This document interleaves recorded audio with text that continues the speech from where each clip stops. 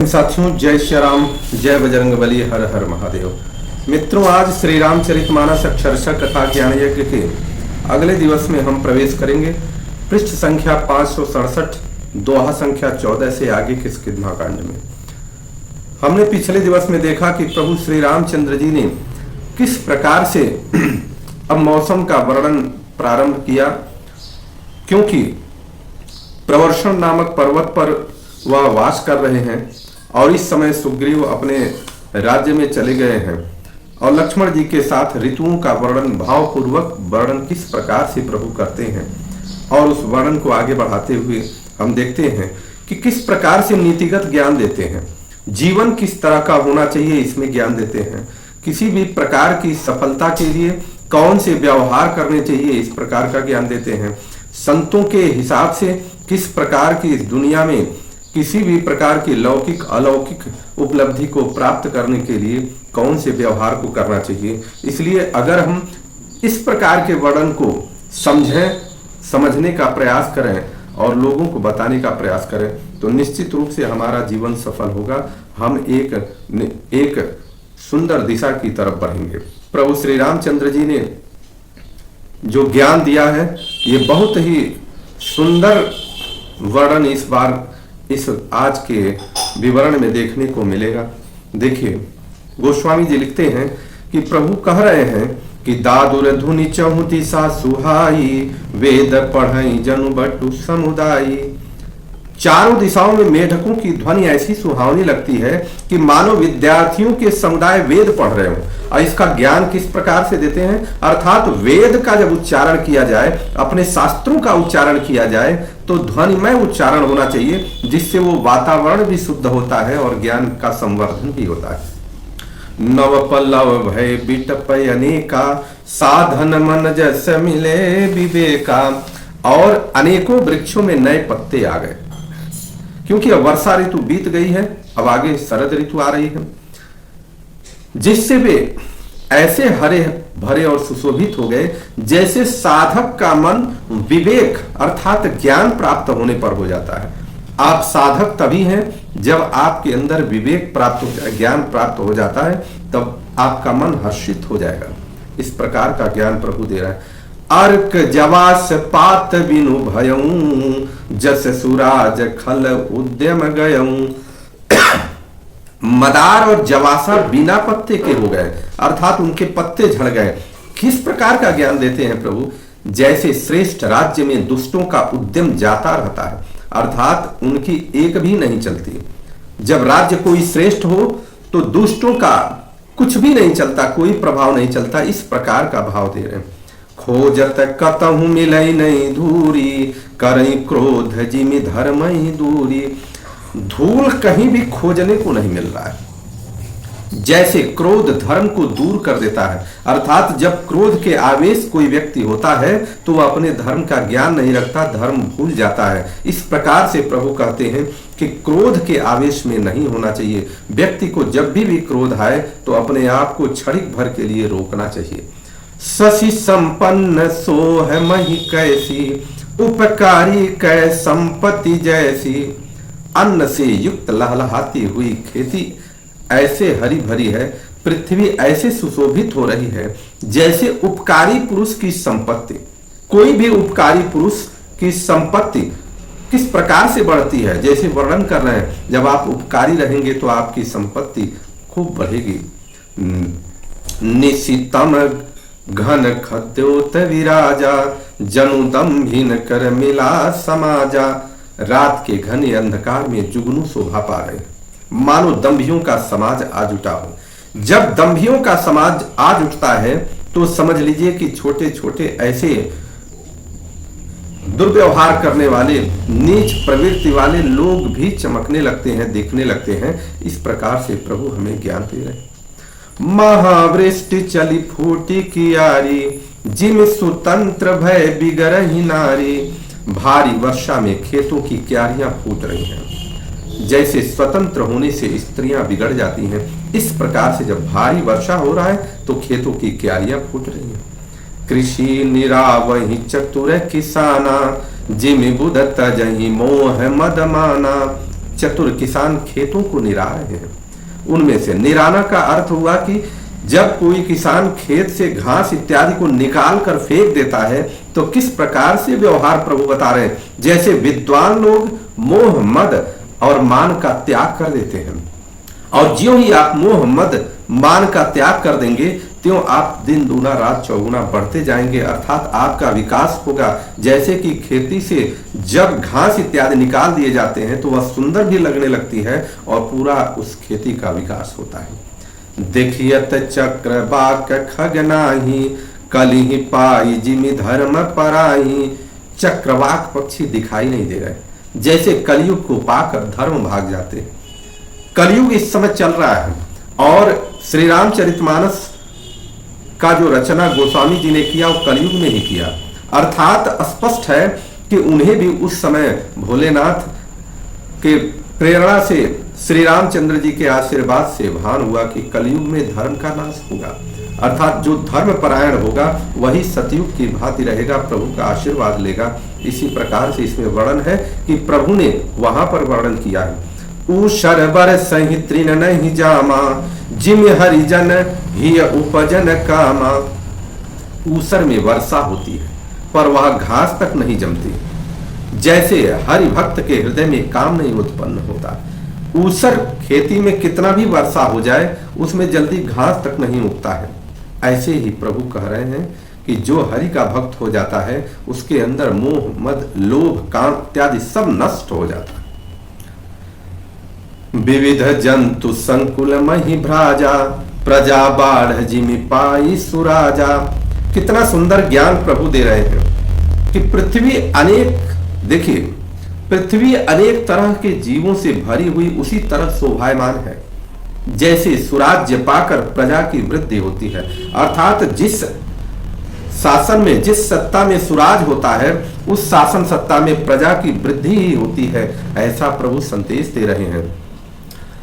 जहां तहां रहे पथिक थकिनाना जिमि इंद्रिय गण उपजे ज्ञाना। जहां तहां अनेक पथिक थक कर ठहरे हुए हैं, जैसे ज्ञान उत्पन्न होने पर इंद्रियां शिथिल हो जाती हैं, अर्थात शिथिल होकर विषयों को छोड़ देती हैं, उसी प्रकार से पथिक आराम कर रहे हैं। कबहु प्रबल बह मारुत जहाँ तह मेघ बिलाही अजिमि कपूत के उपजे कुल सदर्भ नसाई। कभी कभी वायु बड़े जोर से चलने लगती है जिससे बादल जहां तहां गायब हो जाते हैं, जैसे कुपुत्र के उत्पन्न होने से कुल के उत्तम धर्म नष्ट हो जाते हैं। कबहु दिवस मह निविड़तमा कबहु के प्रगट प्रतंग अबिन सई उपजई ज्ञान जिमि पाई कुसंग सुसंग।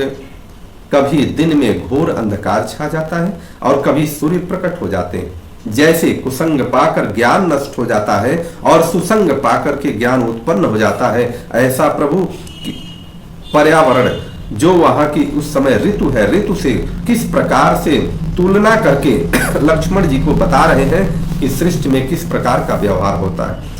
वर्षा विगत शरद ऋतु आई लक्ष्मण देखूं परम सुहाई। हे लक्ष्मण देखो, वर्षा बीत गई और परम सुंदर शरद ऋतु आ गई। फूले कास सकल मही छाई जनु वर्षा कृत प्रगट बुढ़ाई। फूले हुए काश से सारी पृथ्वी छा गई है, मानो वर्षा ऋतु ने अपना बुढ़ापा प्रकट किया है। जिस प्रकार से किसी व्यक्ति के बाल इत्यादि जब पूरे पक जाते हैं तो लोग कहते हैं कि अब इनका बुढ़ापा आ गया, उसी प्रकार से प्रभु वर्णन कर रहे हैं कि जो काश फूल गया है अर्थात सफेद सफेद पूरे पृथ्वी पर हो गया है, तो उसी प्रकार कह रहे हैं कि मानो वर्षा ऋतु ने बुढ़ापा को धारण कर लिया है, ऐसा देखने को लगता है। उदित अगस्ति पंथ जल सोसा जिमि लोभई सोसई संतोषा। उदित अगस्त के तारे ने उदय होकर मार्ग के जल को सोख लिया है। अगस्त जी का वर्णन इसलिए किया जा रहा है क्योंकि अगस्त जी ने समुद्र को सोख लिया था, इसलिए कह रहे हैं कि अगस्त के तारे ने जैसे जल को धीरे धीरे सोख लिया है, जैसे संतोष लोभ को सोख लेता है। नदियों और सरिता सर निर्मल जल सोहा, संत हृदय जस गत मद मोहा। नदियों और तालाबों का निर्मल जल ऐसे शोभा पा रहा है जैसे मद और मोह से रहित संतों का हृदय। अर्थात संत वही है जिसके अंदर मद न हो, मोह न हो, लोभ न हो, वही संत है। प्रभु ने इसी प्रकार से वर्णन किया है। रस रस सुख सरित सर पानी, ममता त्याग करहि जिमि ज्ञानी। जानी शरद ऋतु खंजन आए, पाई समय जिमि सुकृत सुहाए। नदी रस रस सूख सरित सर पानी। नदी और तालाबों का जल धीरे धीरे सूख रहा है। ममता त्याग करहि जिमि ज्ञानी, जैसे ज्ञानी पुरुष ममता का त्याग कर देते हैं। जानी शरद ऋतु खंजन आए, शरद ऋतु जानकर खंजन पक्षी आ गए। पाई समय जी में सुकृत सुहाए, जैसे समय पाकर सुंदर सुकृत आ जाते हैं, अर्थात पुण्य प्रकट हो जाते हैं, ऐसा प्रभु संदेश दे रहे हैं। पंकन रेखु सोहयसी धरनी, नीति निपुण नृप कैजसी करनी। न कीचड़ है न धूल, इससे धरती ऐसी शोभा दे रही है जैसे नीति निपुण राजा की करनी हो। जल संकोच विकल भई मीना, अबुध कुटुंबी जिमि धनहीना। जल के कम हो जाने से मछलियां व्याकुल हो रही, जैसे मूर्ख अर्थात विवेक शून्य कुटुंबी गृहस्थ, जो विवेक शून्य कुटुंबी होता है धन के बिना व्याकुल हो जाता है। अर्थात जो कुटुंबी धन के बिना व्याकुल हो जाए वह मूर्ख है, विवेक शून्य है। इसी प्रकार से प्रभु वर्णन करते हैं। बिनु घन निर्मल सोहय आकाशा, हरिजन इव परिहरि सब आशा।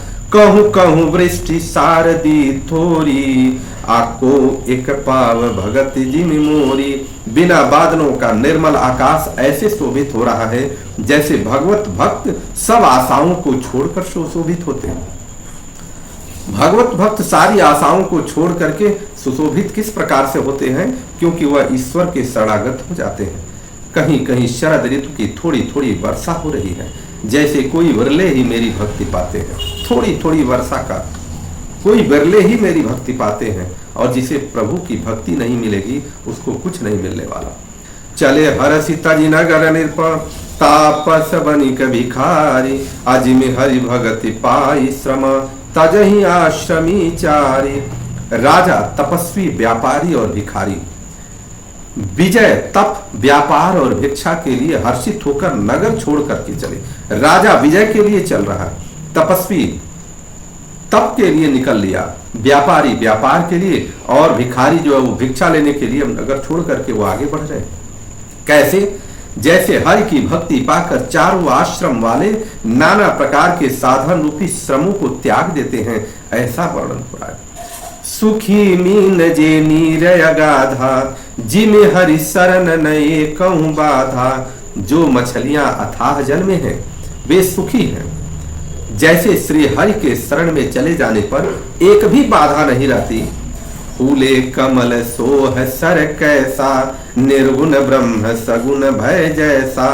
कमलों के फूल ने तालाब में कैसी शोभा दिया है, किस प्रकार से शोभा है, जैसे निर्गुण ब्रह्म सगुण रूप में आ जाए तो उसी प्रकार से शोभायमान होते हैं। प्रभु ने कितना सुंदर नीति और ज्ञान दिया है, हम इसको सुने समझें तो हमारे जीवन में बदलाव निश्चित होगा और हम प्रभु का आशीर्वाद जरूर प्राप्त करेंगे। गुंजत मधुकर मुखर अनूपा, सुंदर खग रवनाना रूपा। चक्रवाक मन दुख निसिपेखी, अजिमि दुर्जन पर संपत्ति देखी। किस प्रकार से प्रभु ने वर्णन किया है कि भौरे अनुपम शब्द करते हुए गूंज रहे हैं तथा पक्षियों के नाना प्रकार के सुंदर शब्द हो रहे हैं। रात्रि देखकर चकवे के मन में वैसे ही दुख हो रहा है जैसे दूसरे की संपत्ति देखकर दुष्ट को होता है। अर्थात इसमें ज्ञान देते हैं प्रभु कि जब आपके अंदर दूसरे की संपत्ति देख करके दुख होने लगे तो समझिए दुष्टता आपके भाव में है। अर्थात किसी के भी संपत्ति को देखकर हमें दुख नहीं होना चाहिए, संतों का स्वभाव है सुख होना चाहिए। और प्रभु का आशीर्वाद तभी प्राप्त होता है जब हम अपने में संतुष्ट रहते हैं। चातक रटत त्रिशायति ओही, जिम सुख लाइन शंकर द्रोही। पपीहा रट लगाए है, उसको बड़ी प्यास है, जैसे श्री शंकर जी का द्रोही सुख नहीं पाता। सरदा तप निशि शशि अपहरई, संत दरस जिमि पातक टरई। शरद ऋतु के ताप को रात के समय चंद्रमा हर लेता है, जैसे संतों के दर्शन से पाप दूर हो जाते हैं। अर्थात संतों का दर्शन अनवरत करते रहना चाहिए, प्रयास करना चाहिए कि हमें संतों का दर्शन मिले, और मिलेगा तो हमारे जीवन में जरूर बदलाव होगा। देखी इंदु चकोर समुदायी, चितवहि जिमि हरिजन हरि पाई। मसक दंस बीते हिम त्रासा, अजिम द्विज द्रोह किए कुलनासा। चकोरों के समुदाय चंद्रमा को देखकर इस प्रकार टकटकी लगाए हैं, जैसे भगवत भक्त भगवान को पा करके उनके दर्शन करते हैं। अर्थात टकटकी लगाए हुए ऐसे देखते रहते हैं प्रभु को। मच्छर और डांस जाड़े के डर से इस प्रकार नष्ट हो गए, जैसे ब्राह्मण के साथ वैर करने से कुल का नाश हो जाता है। ऐसा प्रभु वर्णन कर रहे हैं। भूमि जीव संकुल रहे, गए शरद ऋतु पाई। सदगुर मिले जाहि जिमि, संशय भ्रम समुदाय। पृथ्वी पर जो जीव भर गए थे वे शरद ऋतु को पाकर वैसे ही नष्ट हो गए, जैसे सदगुरु के मिल जाने पर संदेह और भ्रम के समूह नष्ट हो जाते हैं। जब बारिश होता है तो पृथ्वी पर जीव अपार दिखने लगते हैं, परंतु शरद ऋतु आने पर सब नष्ट होने लगते हैं। वर्षागत निर्मल ऋतु आई, सुदिन तात सीता कह पाई। एक बार कैसे हूँ सुधि जानो, कालहु जीति निमिष महुआनो। वर्षा बीत गई, निर्मल शरद ऋतु आ गई, परंतु हे तात सीता की कोई खबर नहीं मिली। एक बार कैसे भी मैं पता पाऊं तो काल को भी जीत कर पल भर में जाने को भूल जाऊं। ये है हमारी संस्कृति कि मातृशक्तियों के सम्मान के लिए किसी से भी लड़ने के लिए लोग तैयार रहते। कतहु रहूं जो जीवती होई, तात जतन करिया नहु सोई। सुग्रीवं सुधि मोर विसारी, पावा राज कोस पुर नारी। कहीं भी रहे यदि जीती होगी तो हे तात यत्न करके मैं उसे अवश्य लाऊंगा। राज्य पा करके सुग्रीव हम लोगों को भूल गया। स्त्री पुरुष सारे लोगों के मन में इस प्रकार का चिंतन। नगर और स्त्री पाकर के सुग्रीव हम लोगों को भूल गया। जेहि सायक मारा मैं बाली, तेहि सरह तो मूढ़ कह काली। जासु कृपा छूटहि मद मोहा, ताकहूं उमा की सपने कोहा। जिस बाण से मैंने सुग्रीव को मारा था, जिस बाण से मैंने बाली को मारा था, उसी बाण से इस मूढ़ को मारूंगा। शंकर जी कह रहे हैं, हे उमा, जिनकी कृपा से मद और मोह छूट जाते हैं, उनको कहीं स्वप्न में भी क्रोध हो सकता है? यह तो उनकी लीला ही है। जानहिया चरित्र मुनि ज्ञानी, जिन रघुवीर चरण रतिमानी। लक्ष्मण क्रोधवंत प्रभु जाना, धनुष चढ़ाई गहे करबाना। ज्ञानी मुनि जिन्होंने श्री रघुनाथ जी के चरणों में प्रीति मान ली है, वे ही इस चरित्र को जानते हैं, प्रभु के चरित्र को जानते हैं। लक्ष्मण जी ने जब प्रभु को क्रोध युक्त जाना, तब उन्होंने धनुष चढ़ाकर बाण हाथ में ले लिया, परंतु प्रभु समझ गए कि अब लक्ष्मण कुछ उल्टा भी कर सकते हैं, इसलिए अब समझा रहे हैं प्रभु कि तब अनुजहि समुझावा, रघुपति करुणा सीव। अभय देखाई ले आवहूं, तात सखा सुग्रीव। कह रहे प्रभु कि श्री रघुनाथ जी ने अपने लक्ष्मण जी से कहा कि हे तात, सखा सुग्रीव को केवल भय दिखला करके ले आना, कुछ करना मत, मारना मत। देखिए कितने वो करुणा मैं कृपा निधान, अपने क्रोध का असर थोड़ा सा भी अगर देखते हैं अपने भक्त के ऊपर, तुरंत समझा करके हटाने का प्रयास करते हैं। बोली श्यावती रामचंद्र की जय, माता जानकी की जय, नखन भैया की जय, हनुमान जी महाराज की जय, माता पार्वती की जय। हर हर महादेव।